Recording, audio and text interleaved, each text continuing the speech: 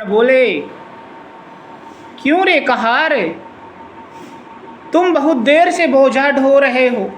जड़ भरत जी को बोल रहे हैं कि बहुत देर से बोझा ढो रहे हो, कहीं तुम्हारे कंधे सारा बोझ पालकी का मेरे कहारों ने तुम्हारे कंधे पर ही डाल दिया है क्या। ऐसा कह ही रहे थे, तभी सामने एक चींटी फिर से दिख गई तो जड़ भरत जी ने दूसरी छलांग लगा दी। अब तो राजा रघुगण का सिर पालकी के बांस में फिर से लगा खड़ाक। अब राजा रघुगण के क्रोध का ठिकाना ही ना रहा और बोलते हैं, क्यों रे तू जानबूझकर मेरा अपमान कर रहा है। मैं तुम्हें समझा रहा हूँ, तुम समझ नहीं रहे हो। बहुत भला बुरा कहने लगे।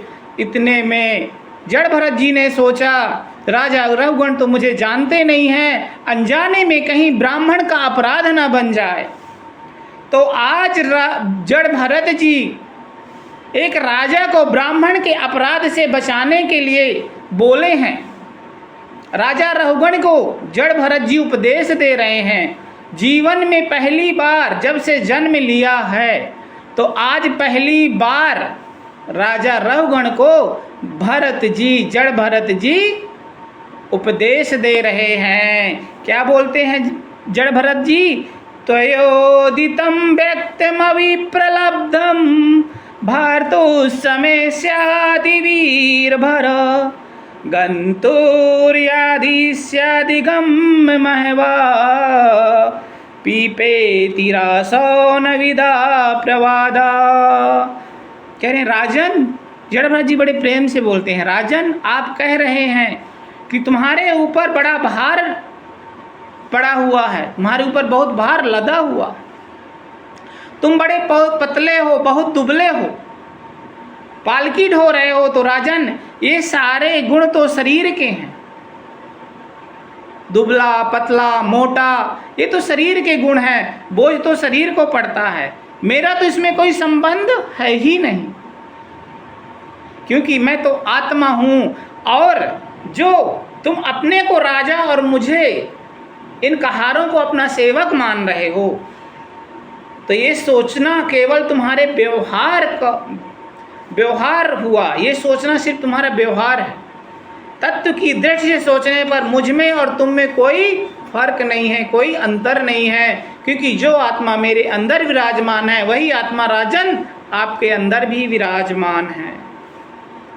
और आपको लगता है कि आप मुझे दंड दे करके सुधार सकते हो, तो मेरे लिए आप तुम्हारा दिया हुआ दंड भी पृष्ठ 65 मतलब पीसे हुए को पीसने जैसा है। मतलब आटा को हम पीसेंगे तो आटा ही बनेगा। राजा रघुगण ने ये बात सुनी, सुन करके दंग रह गए। इतनी बड़ी ज्ञान की बात कोई साधारण कहार कर ही नहीं सकता है, ये कोई साधारण कहार नहीं है।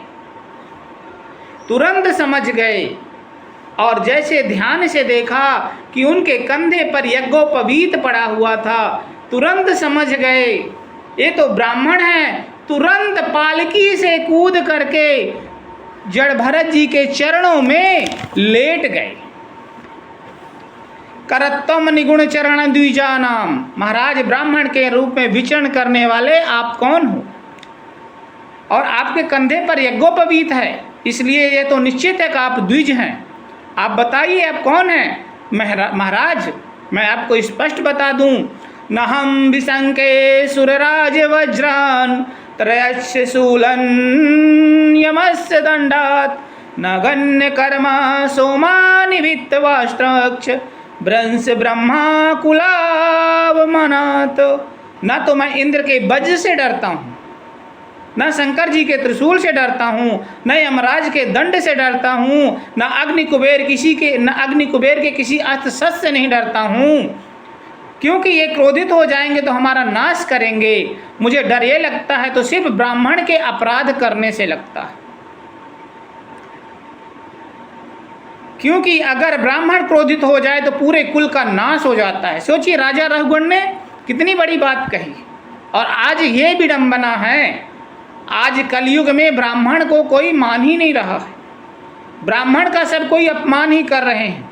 अगर वो किसी मंदिर में नौकरी कर रहा है नौकरी, तो वहाँ के जो संत स्वामी जो भी हैं, जो ट्रस्टी हैं, वो उसको एक नौकर की भांति मानते हैं।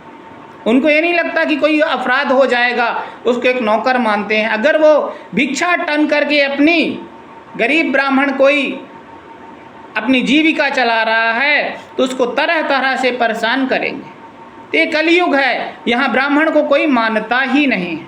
लेकिन इस राजा रघुगण बोल रहे हैं, मुझे ब्राह्मण के क्रोध से, ब्राह्मण के शाप से बड़ा डर लगता है, क्योंकि इससे तो मेरा पूरा कुल का ना, अगर एक बार ब्राह्मण क्रोधित हो गया तो व्यक्ति के पूरे कुल का नाश हो जाता है। इसीलिए महाराज मेरे अपराध को क्षमा करें और मुझे बताएं कि आप हैं कौन। आपने कहा कि भार नाम की कोई चीज़ है, तो शरीर के लिए आत्मा का इससे कोई संबंध है ही नहीं। तो आपसे कुछ पूछना चाहता हूँ। आग के ऊपर कुकर, और कुकर को रखा है, उसके अंदर जल और चावल डाले हैं, तो अग्नि के प्रभाव से कुकर गर्म होगा और चावल पानी में उबाल आएगा, और पानी उबलने से चावल में भी तो विकार आएगा। ठीक उसी प्रकार जब शरीर में कुष्ठ रोग हो जाता है तो इंद्रियों को कष्ट होगा, और जब इंद्रियों को कष्ट होगा तो मन को कष्ट होगा, और मन को कष्ट होगा तो आत्मा में भी तो विकार आएगा। यह सुनकर जड़ भरत हंस दिए।